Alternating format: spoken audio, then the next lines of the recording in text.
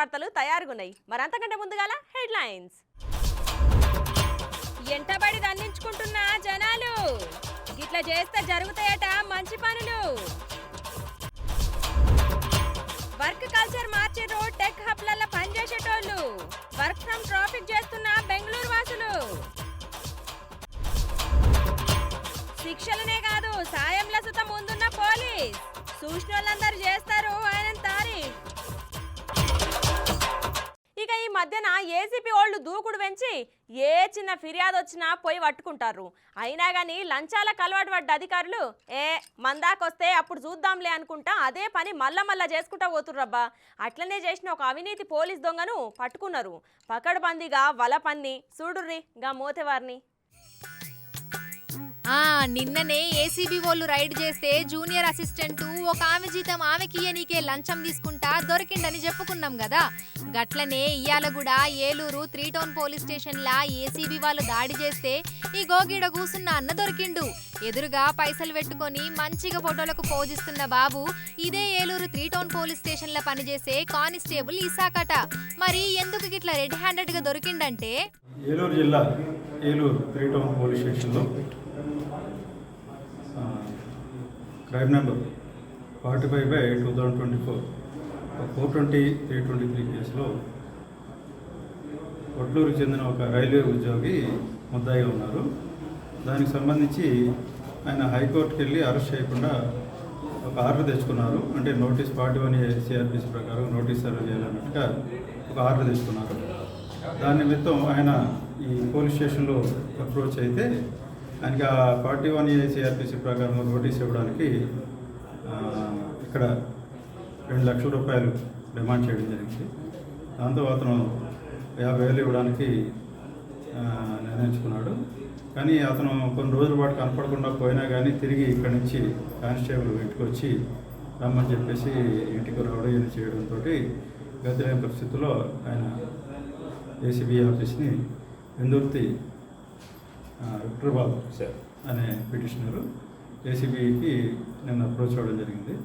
దాని మీద మనం ఎంక్వైరీ చేసి ఈరోజు ట్రాప్కి అరేంజ్మెంట్స్ చేసుకున్నాం మధ్యవర్తుల సమక్షంలో. ఈరోజు రాత్రి సుమారు 8:30 గంటల సమయంలో అతను ఈ పోలీస్ స్టేషన్కి వస్తే ఇక్కడ ఒక కానిస్టేబుల్ ఇసాక్ అనే వ్యక్తిని సంప్రదిస్తే వాళ్ళు ఆ పై ఆఫీసర్తో మాట్లాడుకుని ఆయన అక్కడ 50,000 రూపాయలు ఈ స్టేషన్ బయట వచ్చి తీసుకోవడం జరిగింది. అప్పుడు మధ్యవర్తుల సమక్షంలో మనం అతన్ని పట్టుకుని అతనికి డబ్బులు తీసుకుని జేబులో బ్యాక్ సైడ్ పాకెట్లో పెట్టుకోవడం జరిగింది. 50,000 రూపాయలు కట్ట అతనికి మధ్యవర్తుల సమక్షంలో మనం ఈ కెమికల్ టెస్ట్ అనేది చేయడం జరిగింది. అతనికి 2 చేతులకి కెమికల్ టెస్ట్ పాజిటివ్ రిజల్ట్ వచ్చింది. అదేవిధంగా ప్యాంట్ జేబులో అతను బ్యాక్ సైడ్ ప్యాంట్ జేబులో 50,000 రూపాయలు ఈ బ్రైబ్ అమౌంట్ అనేది కూడా మధ్యవర్తుల సమక్షంలో స్వాధీనం చేసుకోవడం జరిగింది. ఇన్నర్ కదా అసలు ముచ్చట. గాయనకు కోర్టుకించి వచ్చిన ఆర్డర్ కాపీ ఇయ్యనీకి లంచం అడిగిర్రట. ఏం చేస్తాడు పోయి చక్కగా ఏసీబీ వాళ్ళ తాన కూసుంటే ఇప్పుడు గీనే మీడియా ముంగట రంగునీళ్ల మధ్యలో కూసవలసి వచ్చే చూడుర్రి కథ. అయితే గీ ముచ్చటలా ఒక కానిస్టేబుల్ ఇసాక కాదటనుల్లో ఎనుకెమ్మటి పెద్ద ఆఫీసర్ ఎవరున్నారో దొరకబట్టే పనులున్నారట ఏసీబీ వాళ్ళు. ఇంకా ముందు ముందు ఎన్ని చూడాలనో పోర్రి ఇటువంటి సీన్లు. ఇప్పుడు దేశంలో అన్ని మార్పు చెందినాయి కదా, తినే తిండి కాంచెల్లి కట్టుకునే బట్ట దాకా. అయితే అన్ని మార్పు వచ్చినప్పుడు నామినేషన్ వేసుడు ఎందుకు మారొద్దు అనుకున్నాడో ఏమో కానీ హైదరాబాద్లుండే అనిల్ సేన్ అనేట ఆయన చూడుర్రి అందరి లెక్క కార్లనో బండి మీదనో కాకుండా ఎరైటీగా ఉండాలి అని ఎట్లా వచ్చిండో.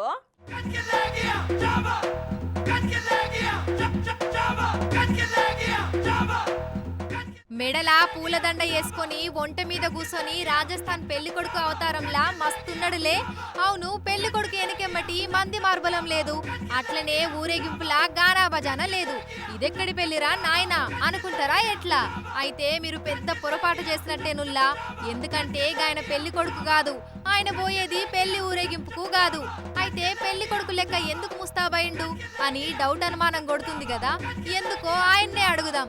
చెప్పన్నా నీ పేరేంది? అనిల్ సేన్. అగో గిట్ల పెళ్లి కొడుకు లెక్కనే తయారై ఎక్కడికి పోతున్నావు? Collector office. కలెక్టర్ ఆఫీస్ కా? ఎందుకో మరి? నామినేషన్. ఓహో నామినేషన్ కోసం గిట్లా తయారైనవు అంటావు మరి గింతగానం ఎందుకన్నా ऐसा बोले तो मैं कॉर्पोरेटर लड़ा एमएलए लड़ा एमपी लड़ रहा हूँ గది ముచ్చట పాత బస్తీ కబూతర్ ఖాన్ లో ఉండే అనిల్ సేన్ గి అన్న హైదరాబాద్ ఎంపీ స్వతంత్ర అభ్యర్థిగా నామినేషన్ వేసేటందుకు రాజస్థానీ స్టైల్లో బట్టలేసుకొని పెండ్లి కొడుకు లెక్క తయారై ఒంట మీద నామినేషన్ వేయనీకి పోయిండు. ఇక సార్ వెనకబట్టి ఉన్న జనాన్ని చూస్తే అది గెలవనీకి వేసే నామినేషన్ లెక్క కొడతలేదు. ఓడిపోయి చరిత్రలో నిలిచిపోనీకే నామినేషన్ వేయనీకి పోతున్నట్టు ఉన్నది. అయితే గిట్ల ఓడిపోవుడు సార్కు కొత్త కాదటనుల్లా ఇంతకు ముందు కూడా గట్లనే కార్పొరేటర్ గా ఎమ్మెల్యేగా పోటీ చేసి ఓడిపోయిండు. ఇప్పుడు హైదరాబాద్ ఎంపీ స్వతంత్ర అభ్యర్థిగా పోటీ చేసి ఓడిపోనీకే వచ్చినా అని చెప్తున్నట్టు లేదు ఆయన్ని చూస్తుంటే.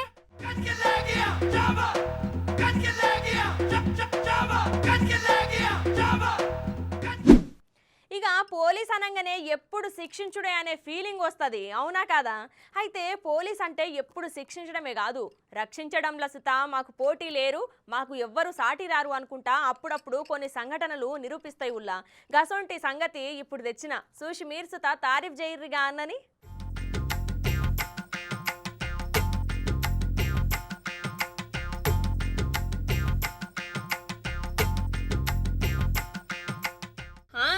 ఇక పోలీసులకు శిక్షించుడే కాదు రక్షించుడు సుతొచ్చు.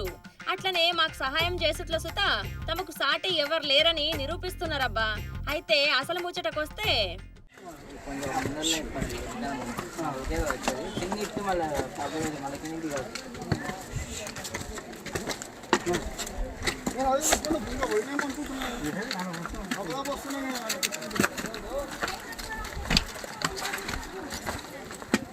ఇగో గిట్లొక ముస్లామెను వీప్ మీద ఎక్కించుకొని మెట్లెక్కిపోతుండు కదా ఈ పోలీస్ అన్న నాగర్ కర్నూలు పనిచేసే కానిస్టేబుల్లో. అయితే తెలంగాణ అమర్నాథ్ యాత్రగా పేరుగాంచిన సలేశ్వరం జాతరలా ఈ 60 సంవత్సరాల ముస్లామే లింగమయ్య దర్శనం చేసుకొని తిరుగు ప్రయాణంలా ఆపసోపాలు పడుకుంటా మెట్లెక్కుతుంటే చూసిన పోలీస్ అన్న గిట్ల భుజాల మీద మోసుకుంటా పైకి తీసుకొచ్చి నాగర్ కర్నూలు పంపిండబ్బా.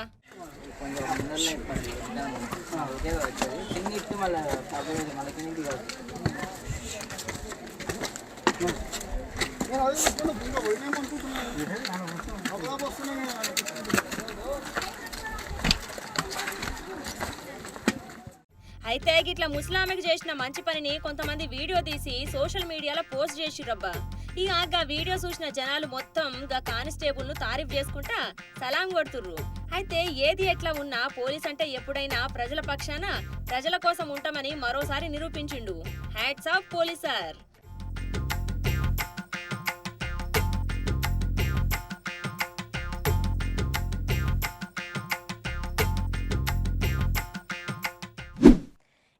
ఎవరన్నా చూషో చూడకనో కాలు తలుగుతే ఏంది సంగతి? ఆ ఎల్లున్న పనులన్నీ పక్కకు పెట్టి కాలుతో తన్నినోని సంగతి చెప్పేంత వరకు ఇంటికి పోవుడే కాదు కదా, పచ్చి మంచినీళ్ళు సుధా ముట్టుకోరు కొందరు. పెద్ద లొల్లి పంచాయతీ పెట్టుకొని మరి సంగతి చూస్తారు కదా. మరి ఇక్కడేంది ఉల్లా ఒకసారి తన్ను ప్లీజ్, ఒకసారి తన్ను ప్లీజ్, ఒకసారి తన్ను అనుకుంటా ఎమ్మటి మరి తన్నించుకుంటుర్రు రబ్బా ఈ ఊరోళ్ళు.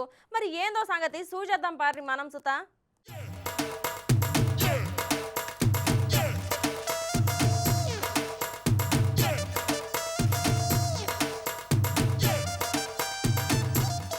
కర్నూలు జిల్లాలున్న చిన్నహోతూరు అనే ఊర్లే చూడుర్రి వీళ్ళ సాంప్రదాయం. అడిగి మరి ఇగో గిట్లా తన్నించుకుంటారబ్బా అక్కడి జనాలు. అయినా సుత మంచిగానే అందరినీ ఎగిరి ఎగిరి తంతుర్రు కదా. మరి ఇలా సాంప్రదాయం ఏందో గాని గిట్లా ఎందుకు తన్నించుకుంటారో తెలుసుకుందాం. చెప్పన్నా ఏంది సంగతి? గిట్లా తన్నుడు కదా, చెప్పన్నా ఏంది సంగతి? ఇట్లా తన్నుడెనక ఉన్న మతలబ్ ఏంది? మాది చిన్నహోతూరు గ్రామం. మా గ్రామంలో 5 రోజుల పండుగ జాతర జరుగుతుంది. 4 రోజులు ఉత్సవం జరుగుతుంది. 5వ రోజు 5 కలశాల జాతర బ్రహ్మాండంగా జరుగుతుంది. తర్వాత 2వ రోజు సాంస్కృతిక కార్యక్రమాలు, నందికోలు సేవ ఇలాంటి కార్యక్రమాలన్నీ నిర్వహిస్తారు. 3వ రోజు పార్వతీ పరమేశ్వర కళ్యాణం చాలా అద్భుతంగా చేస్తారు. మామూలు మన ఇళ్ళలో పెళ్లి చేసినట్లు చేసి ఆ స్వామి అమ్మవారికి చదివింపులు రాస్తారు. అన్నీ బాగుంటుంది. అమ్మవారు అలిగి పోవడం కానీ, తర్వాత అమ్మవారిని బుజ్జగించి పిలుచుకొచ్చేటప్పుడు వాళ్ళ బంధువుల తరపు నుంచి గొడవ పడినట్లు ఆ కుడాలతో కొట్లాడుతూ ఆ అమ్మవారిని బుజ్జగించి పిలుచుకొని వస్తారు. తర్వాత అమ్మ పెళ్లిలోన అమ్మవారికి వాళ్ళకి మర్యాద సరిగ్గా చేయలేదని వీరభద్రుడు కోపదృప్తుడై అక్కడ వచ్చినటువంటి పెళ్లి కొడుకు తరపు బంధువుల్ని కాలుతో తనడము ఇది చాలా బాగా జరుగుతుంది అద్భుతంగా. అలా తన్నించుకోవడానికి చాలామంది ఎగబడతారు. స్వామి అలా కార్యక్రమాన్ని బ్రహ్మాండంగా నిర్వహిస్తారు. పార్వతీ పరమేశ్వర కళ్యాణం కోపదృప్తుడై పెళ్ళిలో సరిగా మర్యాదలు చేయలేదంటే అనేది వీరభద్రదేవుడు దేవుడు అలా ఉంటాడు. ఇక్కడ శివయోగి సిద్ధరామేశ్వర స్వామి మా ఊళ్ళో కొలువై ఉన్నాడు. ఆయన అదే ఉత్సవాలన్నీ జరిగేది. ఆయన మా ఊరికి చాలా పెద్ద నడుచుకుంటారు. చాలా భక్తులంతా చాలా భక్తిభావంతో నడుచుకుంటారు ఆయన. పూజారి వాళ్ళు జంగమాళ్ళు మా మఠాధిపతులు వాళ్ళ కాళ్ళు తగిలితే మంచిదని మనము కాళ్ళు మొక్కుతాం. వాళ్ళ కాళ్ళు తగిలితే మంచిది అంటాము. వాళ్ళు తిడితే మంచిదని భావిస్తున్నాం. ఇది అనాది కాలంగా వస్తున్నటువంటి పద్ధతి. ఇన్నారు కదా గది ముచ్చట. గట్లా వీరభద్రుడు పూనిన వాళ్ళతోని తన్నించుకుంటే మంచి జరుగుతుందని అక్కడి వాళ్ళ నమ్మకం అటనుల్లా. మరి వాళ్ళ నమ్మకాన్ని మనము కాదనుడు ఎందుకు గాని మొత్తానికి ఎరైటీ ఉన్నది పోర్రి ఆనవాయితీ. అయితే అందుకే అంటారు కదా ఊరికో దేవుడు మనిషికో తంతు అని. సంప్రదాయం పూర్వం నుంచి వస్తుంది. ఇది ఇప్పుడుది కాదు, ఇది కొత్తది కాదు, ఇది సంప్రదాయం ప్రకారంగా వస్తుండేది.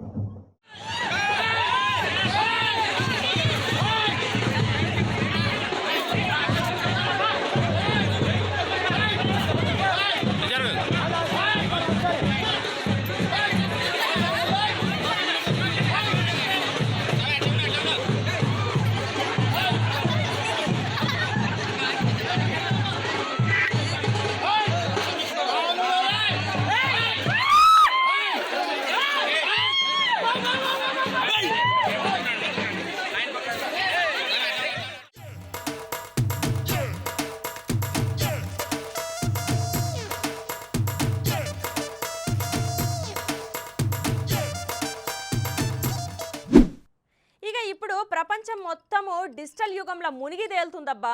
ఏది కావాలి అన్నా కానీ చేతులున్న ఫోన్లనే అన్ని పనులు అలా చేసి పడేస్తున్నారు అందరూ. ఇక డిజిటల్ యుగంలో పని ముచ్చటకు వస్తే అందరు కాకపోయినా కానీ ముఖ్యంగా సాఫ్ట్వేర్ వాళ్ళు అయితే కరోనా తర్వాత వర్క్ ఫ్రమ్ హోమ్ అనుకుంటా జూమ్ మీటింగ్లనే పని ఒడగొడుతుండే కదా. అయితే గసంటి వీడియోనే ఒకటి వచ్చిందుల్లా చూడు రొప్పారి.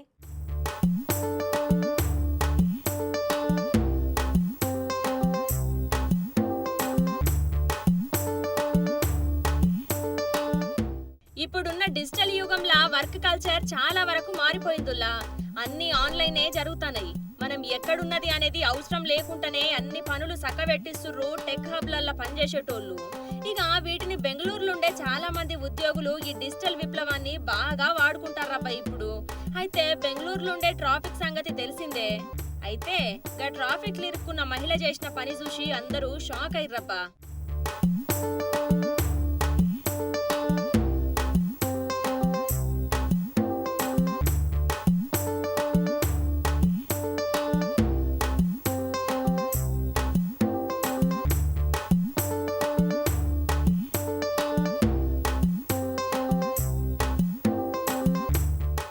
బెంగళూరులో ఓ సిగ్నల్ దగ్గర ట్రాఫిక్ లో ఇరుక్కున్న మహిళ అక్కడ స్కూటీ మీద కూర్చొని ఆఫీస్ కు సంబంధించిన ఆన్లైన్ మీటింగ్ కు హాజరైందుల్లా.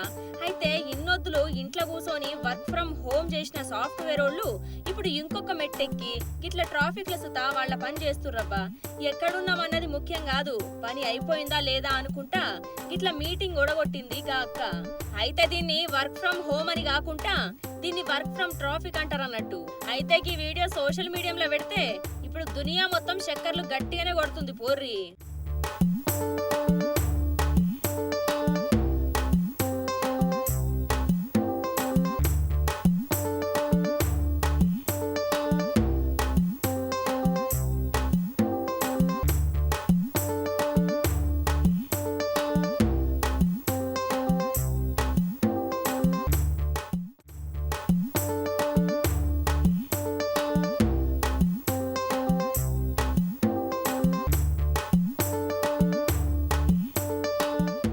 ఇవి ఆల్టి మన ఖతర్నాక్ వార్తలు. రేపు మళ్ళీ తిరిగి ఇదే అలా కలుసుకుందాం. అంతవరకు నమస్తే.